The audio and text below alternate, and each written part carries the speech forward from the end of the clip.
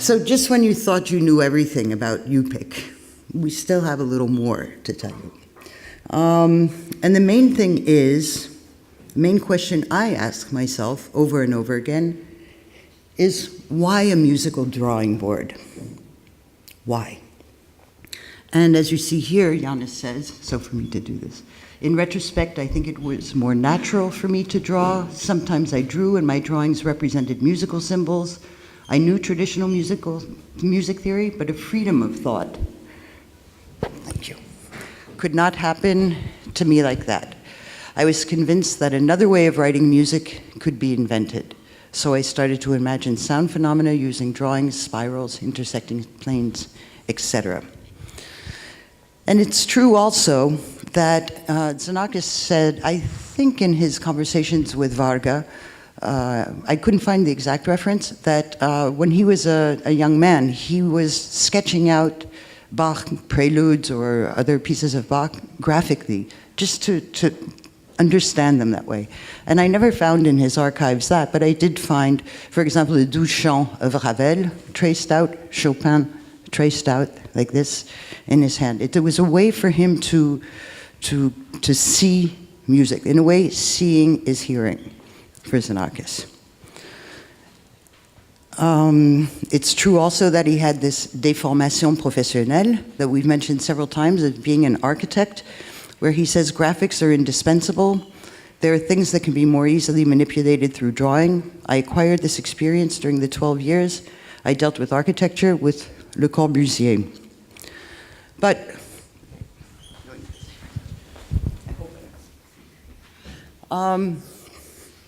that may well be true, but of all of you here, many of you are composers, creators in some way. Who among us has never drawn an idea first, just jotting down an idea that in some way is a visual representation, a condensation of an idea. So, Xenakis went so far as saying that the hand is the organ of the body that is closest to the brain. I would think that our ears are perhaps the organ that are closest to our brain, or maybe even our nose. But for him, it was the hand which was the transmitter between the mind, the brain, the ears, and therefore drawing. It's very well known that he did extensive drawings, sketches, preparatory sketches for many of his pieces, and a lot of them were documented. I had the honor of co-curating an exhibit in 2010 that traveled quite a bit throughout 2011, which was the 10th anniversary of his death. It was originally commissioned by the Drawing Center, not any old museum, but it was a museum dedicated to drawing.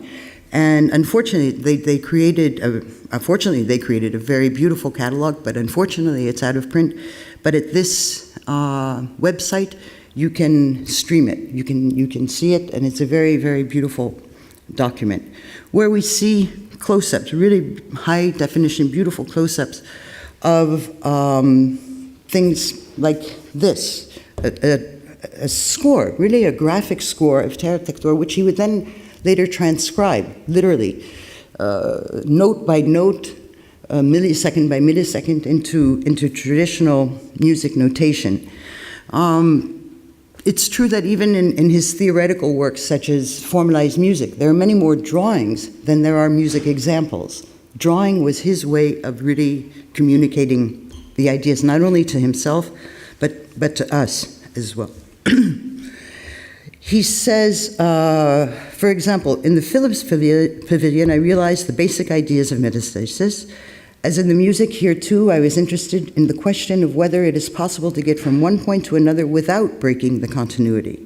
In metastasis, this problem led to glissandos, while in the pavilion, it resulted in the hyperbolic parabolic shapes.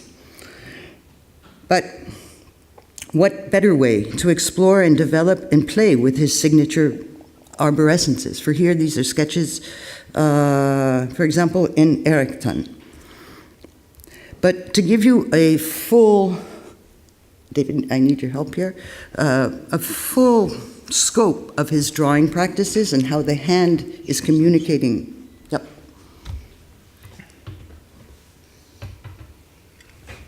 To the brain. In the context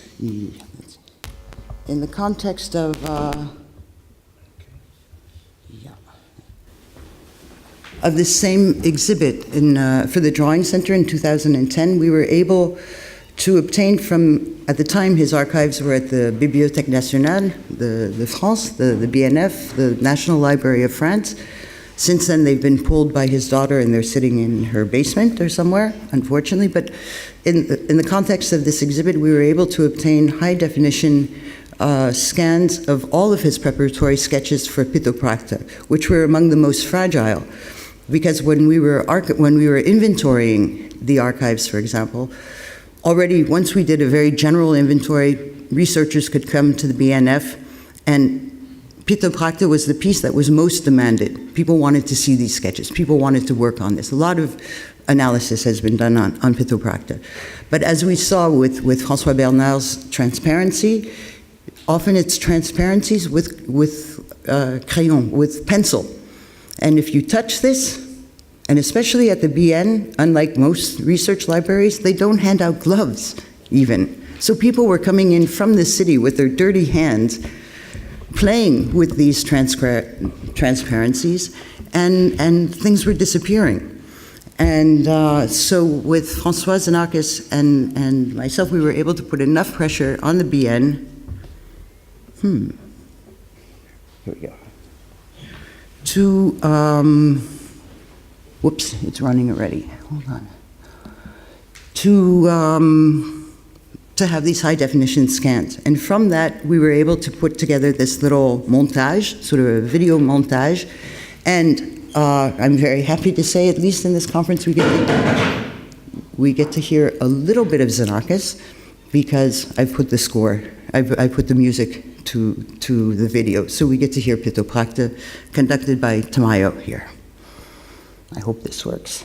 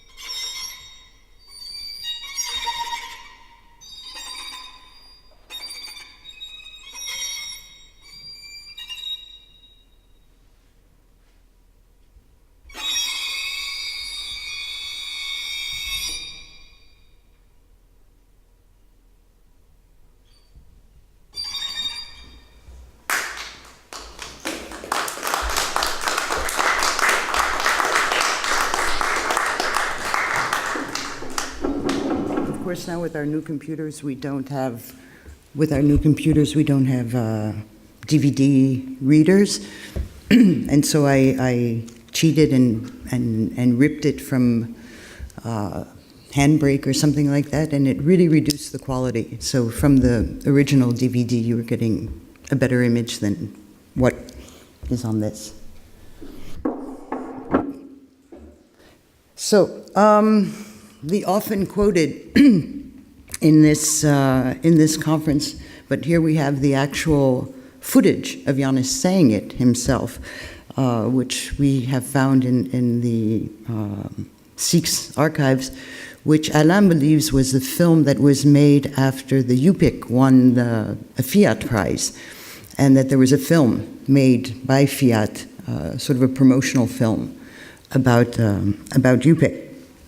And so anyway, going back to my original question, why a musical drawing board? In the case of Xenakis, it's clear that the question no longer needs to be asked. You know, this was obviously almost a creative necessity for him. And in the end, I would say Xenakis' hand is almost as recognizable as Xenakis' sound world. You know, and you can tell a mile away a Xenakis drawing from somebody else's drawing, the way you can distinguish his music from other people's music quite easily. So, you know, we've talked about some of the iterations of the UPic idea.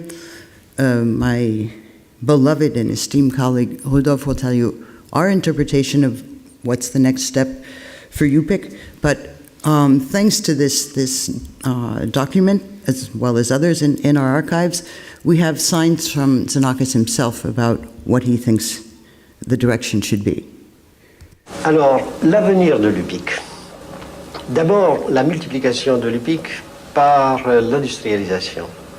Ensuite, un transport de l'UPic sur des PC, comme par exemple celui IBM AT. Ensuite, l'amélioration de l'ergonomie de l'UPic. Ensuite, ajout de fonctions de transformation du graphisme avec des fonctions, des normes complexes, transformation conforme ou algébrique avec des fonctions par exemple déterministes ou probabilistes.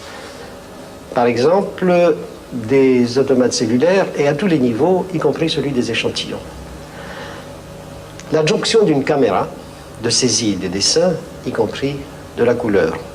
Et tout ceci dans le but de mettre l'UPic à la portée de la population entière du globe pour que l'homme puisse manifester sa puissance suprême de l'abstraction, car tel est son pouvoir le plus intéressant.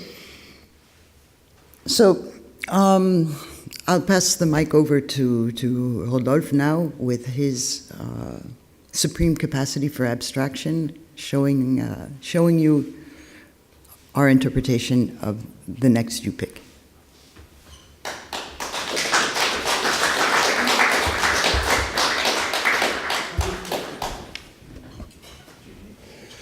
Nothing.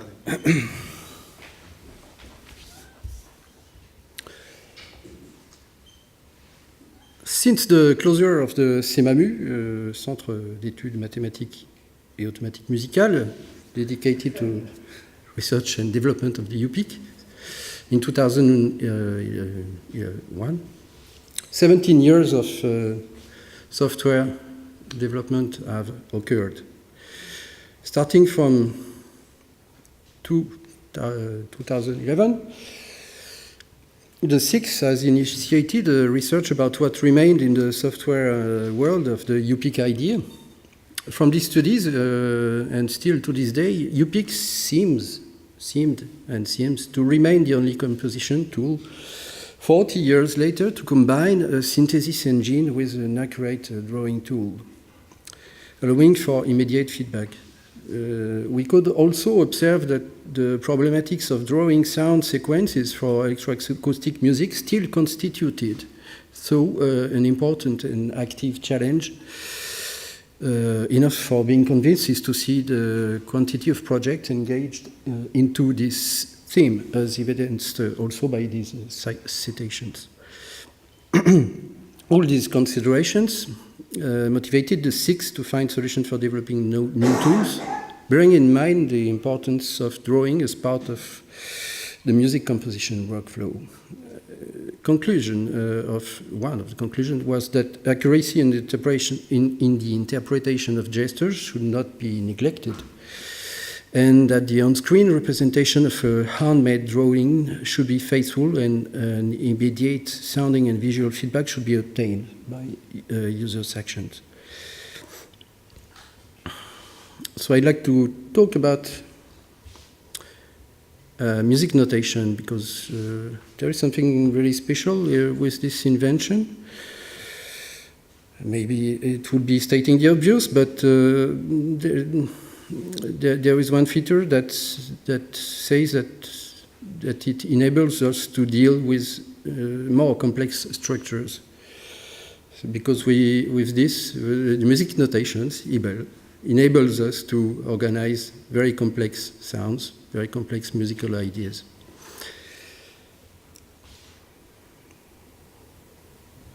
What is that? Yes, this was also often cited from citation from Xenakis. It's in a chart which relates music and mathematics, the evolution, historical. So I'd like to talk about time. It's important because. Oh yeah. Time into space. So the fact is, with the technique of notation, which we now use, time has become spatial. So we can literally see the time. And I think this is a highly powerful invention. It's one of the basics of physics as we know it when we in the common use. And I would also even be tempted to qualify it as a magical process, saying that time is now a graphical dimension. And again, the title for this talk was Renewal of an Old Idea. And I think this is a citation, but now we had some example of something that could have been cited also in the chart from Xenakis. And we see that it dates even 4 centuries before the first. Yes, this is on the left is Oresme, who Xenakis cited, dating for in the 15th century, no, the 14th century. And this one is around 1000. So what is interesting for me in this is that we had this invention of plotting events, like here it's the celestial corpse moving in and the trajectories, not trajectories, but the evolution of their height in the horizon against time.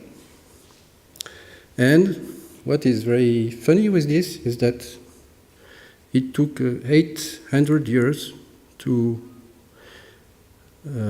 for the humanity to use this kind of representation as something common.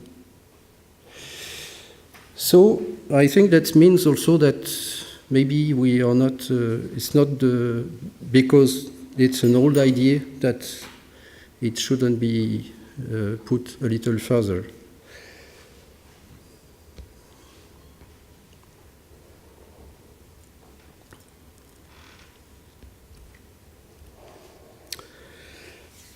Also, concerning the pitch, I will just talk about a bit about myself, because when I was 18, I was more in a scientific background than music. And my feeling was that solfège was something quite awkward way of representing music. I didn't understand why we would have to deal with different eighths for not an homogeneous way of representing pitch in the y-axis. So I didn't understand that. It was solfège. So, okay, this is something very cultural, but and also it was it could raise the question that oh yeah, okay, I won't skip that.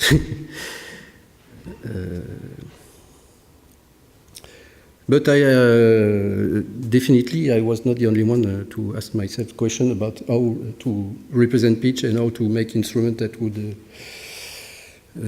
address this. Also, I lived this transition in the studios between the analog tape and the digital audio workstation. And this way of assembling sound was quite, for me, easier with the graphical aspect. We could really more easily assemble sounds together. And then came the UPic, which for me was restoring the neutral scientific paradigm for the pitch representation. And so UPic was a great tool for exploration. We could try things out with no preconceived ideas on how to assemble pitches together. There was also some remarks we could have, as well as, for example, Gerard Papes had. Gerard Papes, who was one of the directors of the Atelier UPic, when he said there was one problem with the UPic system, which was its timbral limitations. It was fantastic to be able to design the sound through drawing, and it offered a tremendous amount of flexibility. But as far as the timbre goes, you could draw a waveform or sample one, but take only samples of it, not use the whole sample itself. So the results were not terribly rich. And then what? All these insights motivated us to initiate a partnership with computer students at the University of Rouen. And they have had, depending on the teams, more or less success. And the primary goal was to reproduce the functionalities of the UPic with newer technologies and better user interface. We almost succeeded, but it's a huge project, and we had some problems with due to the renewal of the teams each year. So, but this is still a work in progress, and we hope maybe one day it will come out.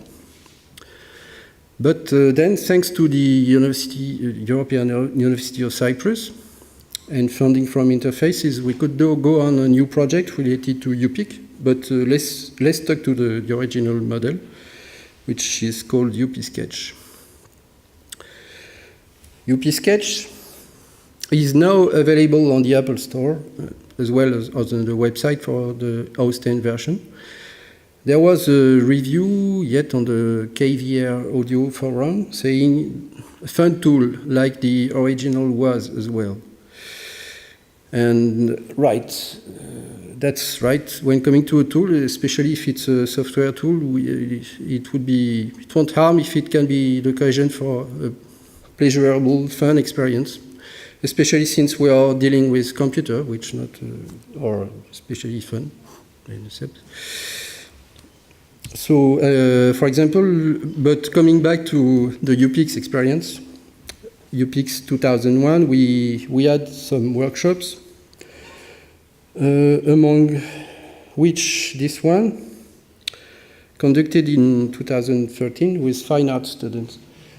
And apparently they seem to have appreciated the tool. Even sometimes to an extent that goes a bit beyond as probably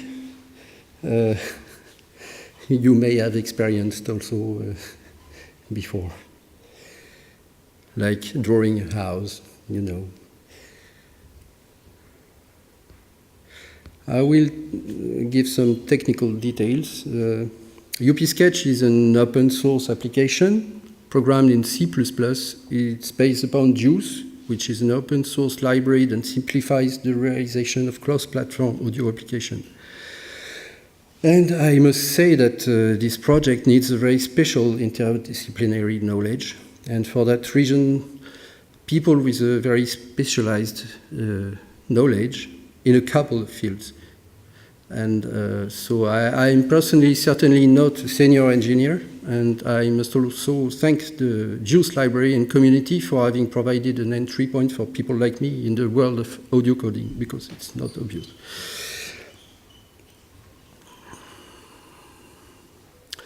The UPISketch application is designed to be usable by children, the pedagogical tool. But it's also, we hope, offering the framework for possible development towards a more professional use.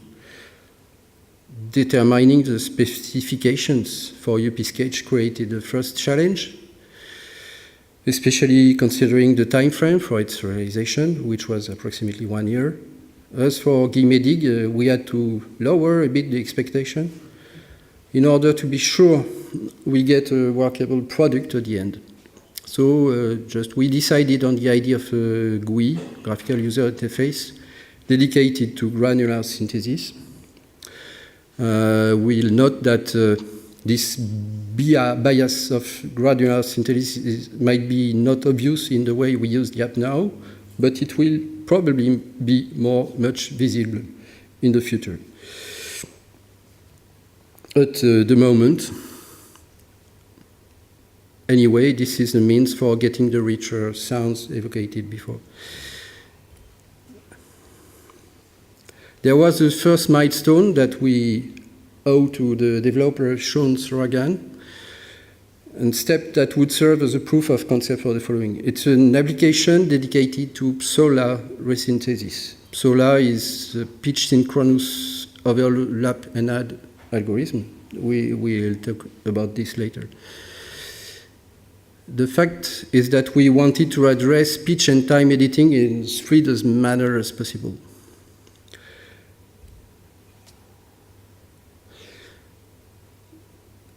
So this was achieved in the second milestone, which I wrote the code together with Daniel Valls. So how did we do that? In UPISketch, we use pre-recorded source sounds whose durations are typically those of a musical phrase or just even a note. Having selected one of these source sounds in the file chooser, the user can directly draw or drop it, or draw and constrain its pitch in an absolute way in the open space of the page. Time and pitch expansion is applied according to the parameters of the drawn gesture. This way we can manipulate rich sound with our own natural or artificial evolution. When the sound is drawn, several processes start. First, an audio feature extraction is launched to determine which part of the sounds are voiced. Then the fundamental pitch of these parts is estimated, producing a list of markers corresponding to the analyzed periods. So it's therefore the reason why we recommend that the basic material is made of monophonic sounds, for which the pitch is clearly defined. Otherwise, the results may be unpredictable.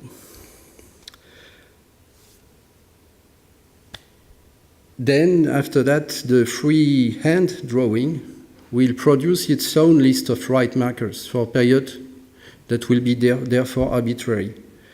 The work of UPISketch will consist after that in putting into correspondence the right markers corresponding to the desired pitch with the read markers that for example, we see there, in order to extract sound grains from the source sound and to distribute them in a new fashion.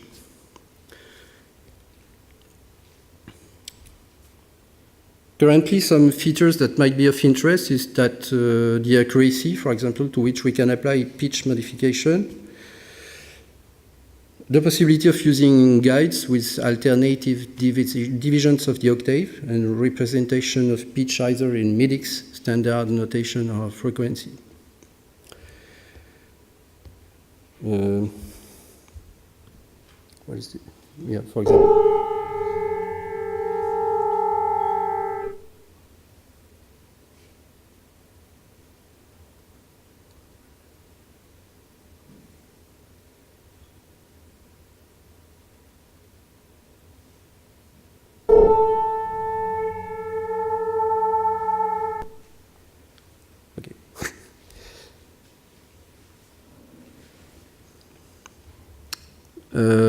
For the future developments, I will talk a bit. We will see we plan to evolve UPISketch from a simple graphical score composer to an intuitive editor for the various kinds of parameters that granular synthesis naturally allows. For the moment, we just have curves to determine pitch, but it will be much more.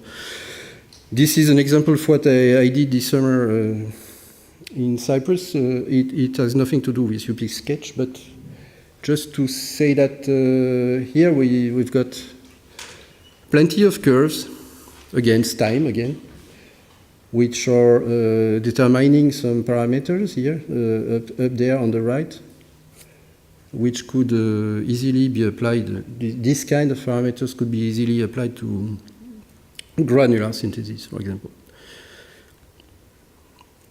But before this, we've got all this to do, and even more. So this is what we want to do next.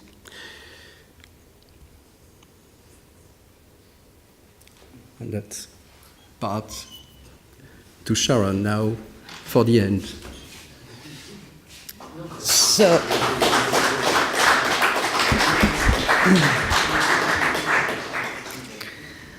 So as mentioned at the very beginning of this, we tried out UPISketch in real life with children because in its state right now, it's really much more of a pedagogic tool.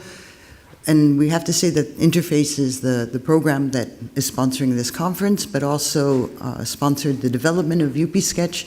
The theme is increasing audiences for new music. And we all are convinced, I think, that one of the best ways of increasing audiences for new music is by starting as young as possible, of demystifying what is contemporary music, that it's not contemporary music, it's just music. And if kids can make music, the earlier they can make music, the more natural it is for them to be following what other people are doing, making music as they grow up as well.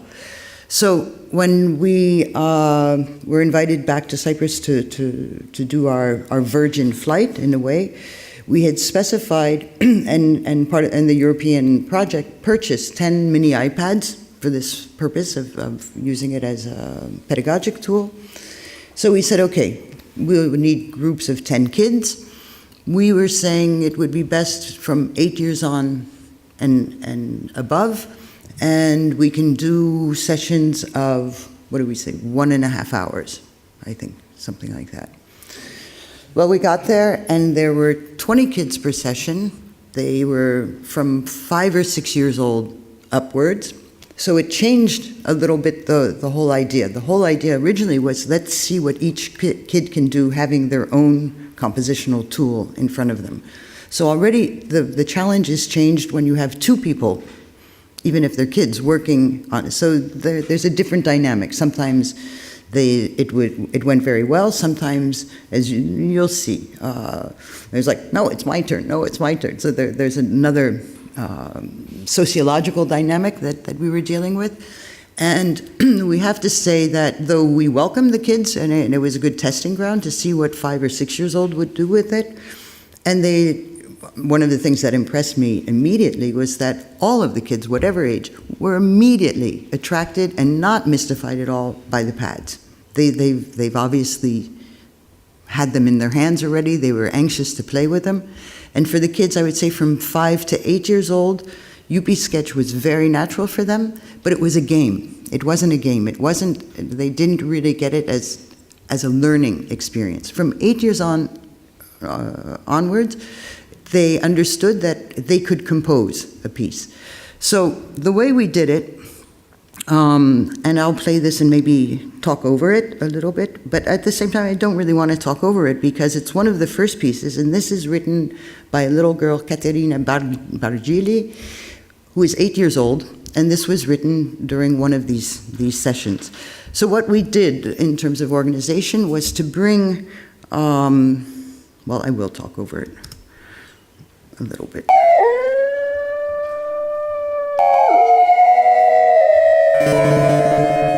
We brought our traveling exhibit on Xenakis and the UPic. One of our Greek colleagues introduced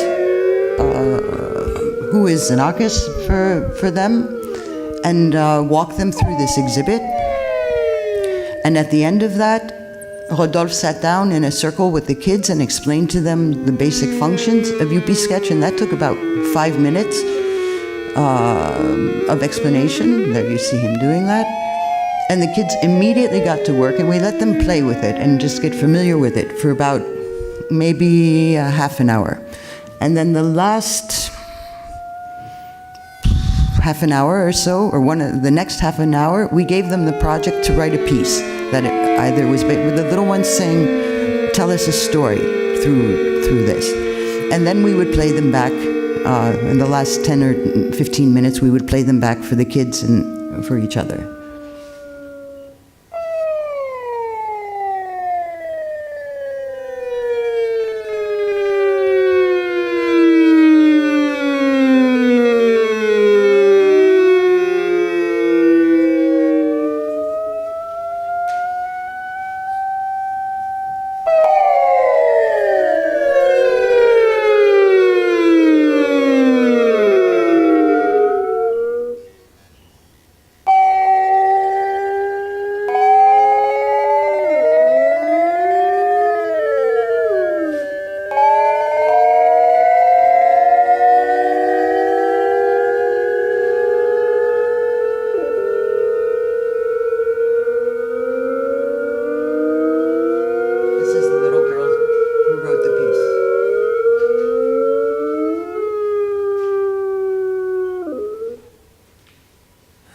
It's a work in progress, she told us.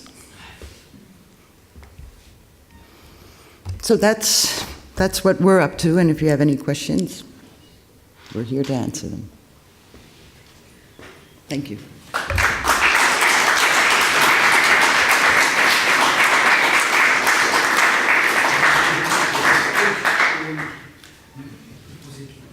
Thank you, Rodolphe and Sharon.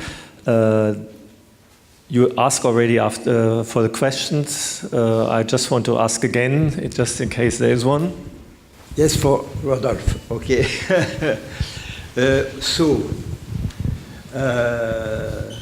Okay, you have not like in UPic the concept of waveform and envelope that you are drawing. Okay, so you have a bank of sounds. I want to know if I guess the good way. For example, when you are taking a sound, a steady sound of your bank, for example, in classical instruments, okay? Well, your software guess the waveform associated with the sound the user has pointed, okay? Because without a waveform, it's impossible to take in account the pitch, okay? And for the envelope, I suppose it's the same thing. You take the sound, you guess the envelope of the sound pointed, and you take this as your envelope. For the duration of the sound, the user want. It's okay, it's that? Yes. Okay. Yes.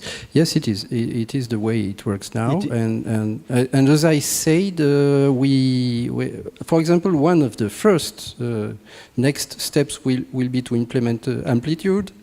So for each gesture we draw on the page, we will add an amplitude envelope. Yes. To describe the envelope. So that just this one single one will be at least addressed. Question. And if I can still react to this, because you were talking about micro composition in UPic A, when you use when you can draw a waveform. Okay. The interesting fact to say about that is that when you, of course we say that already, but when you draw a waveform, you can only draw the waveform once. You can't draw all the waveforms from during 10 seconds. Yes. So you draw the waveform once, and then it's done. But in a way, one of the ways we could achieve to mix a bit between micro composition and meso-macro composition levels. One way to achieve that would be to use Gendin-like algorithms to so that in the meso level, in the level, for example, of a phrase, we can draw parameters that will define the way the original waveform will deviate when it's duplicated. You take in account the evolution of the waveform of the sound that would be the user has pointed. Okay. That so would be the at idea. the end of the sound, for example, you have extracted another waveform which is simpler. Okay. It's no? we could do this kind of things. It could be simpler. Yeah. Okay, but for example, and for sounds which are, for example, barking of dogs. Yes. What are you doing? Are you doing the same thing? I mean, what I was talking about is in the future, but now, as it works now, we just have the original sound. We just detect the pitch. We take the original grains for each period, yes, and we just reorganize them. Okay, that's all. But it's much cheaper than a MIDI instrument in that case. That's cheaper. Creative. I mean, the possibilities seem to be very limited, since you give a bank of sounds which is less than general MIDI. You can record sounds. You can add sounds in the library. Yeah. So that's a possibility. What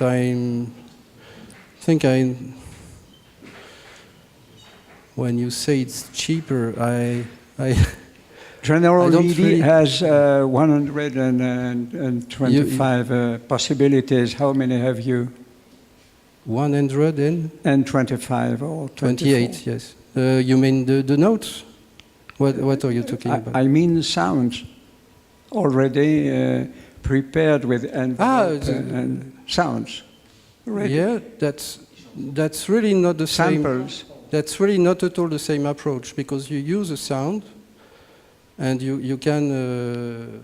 Yeah, it's more or less the same approach. Since you have a bank, you have also a bank. No, with a MIDI bank, you just deal with MIDI notes. So you just write notes, like you put a note, so it will be this pitch. You got the MIDI notes, so from 0 to 127. Yes, but the sound result. How many possibilities have you for each pitch? Any. You But can decide it's floating points. Pitches, then so. I didn't understand.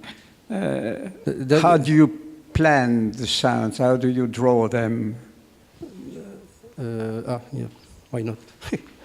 Does it work? Detail we do it because of the conference at de Montfort, where we requested the same 10 mini iPads. They didn't have them, but they had 10 Macs, and so Rodolphe didn't sleep for a couple of nights and transposed it into OS 10, and you can get it off of our website, but only until the 19th, and then it's going to disappear, so we can work on it some more. So, for example, I use a sound on the left. I'm drawing it. What we hear now is not the sound. It's just a sine wave to know where we are. Okay. Then, where are we?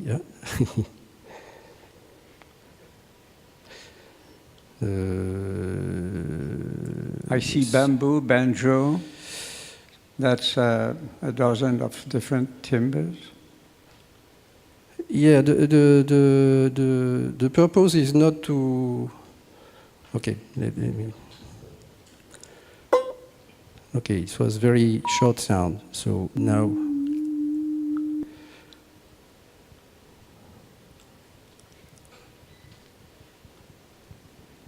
Oh. On the left, you have animals, classical instruments, other instruments. What is the total? So you saw what I did there? So yes. the original sound is just a note on the banjo. Then you modulate a banjo. I can model banjo. precisely the pitch, the contour. Yeah.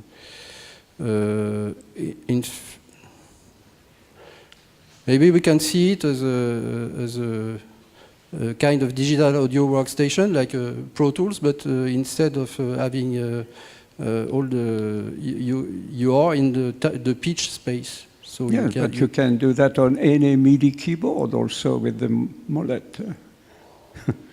I don't understand the pedagogic value of this for children. Ah, okay. I don't know. I thought it was more versatile. Because you are composing there. You have a space where you can compose. You can compose pitch. You can have an idea of a compositional idea, like in the UPic. But you can't have this with a MIDI keyboard. That's different. That's really a different approach, I mean. And the children, of course, will let the line go down or up, which makes a glissando. We have not listened to anything else than glissandi. Yes, we'll have. So it was one example. You can have plenty of other way of doing it, like. I'm not sure that a music teacher would see an advantage compared to any music with MIDI keyboard, any classical instrument. Okay, thank you. Ah.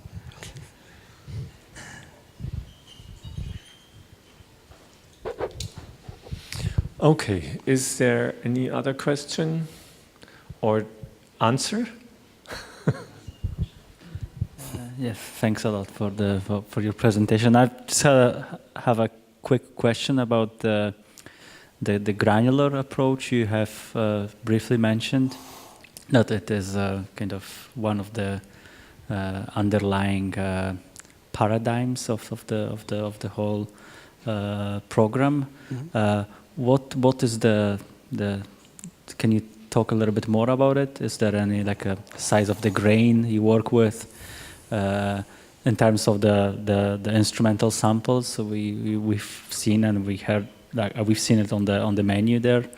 Like in what way the software uses the granular paradigm, or in what way you are planning to extend it? I don't know if that's clear. Yes, that's probably what I tried to say, but it was probably too fast. I don't know. It can become a synthesis tool with graphical controls over granular synthesis. So, for example, the density of grain, the time cycle of a grain. So we can add additional curves to the original model.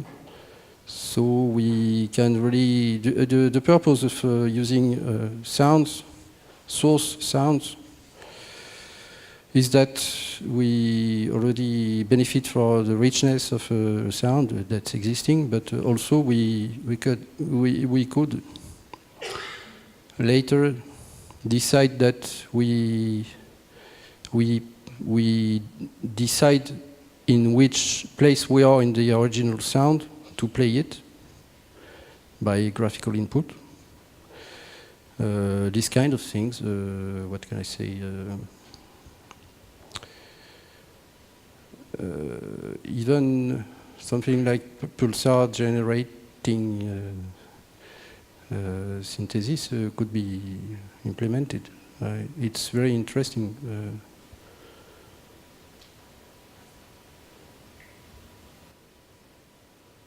What was so the question was how I deal with how are you implementing or planning to implement the granular approach? Is like, for example, the instrumental samples. How long are these samples? Like the basic material? They generally typically like 2 seconds, or they can last 5 seconds, and are these or longer. You can record something. So is banjo a recording of actual banjo, or a digital instrument called actual banjo? Yeah. Okay. Yeah. And what about the sample rate of the whole system? Can you control the sample rate of the output? Yes, on the OS 10 version we can decide. Yeah. Okay. Yeah, that's great. Thanks a lot. Okay. Final call for a question. Okay, if there's no question, thank you very much for your presentation. And we will do a short intermission until 15 to 5. We build the stage, and I ask you for the podium discussion to come here and sit in the front, because we don't want to do a podium discussion.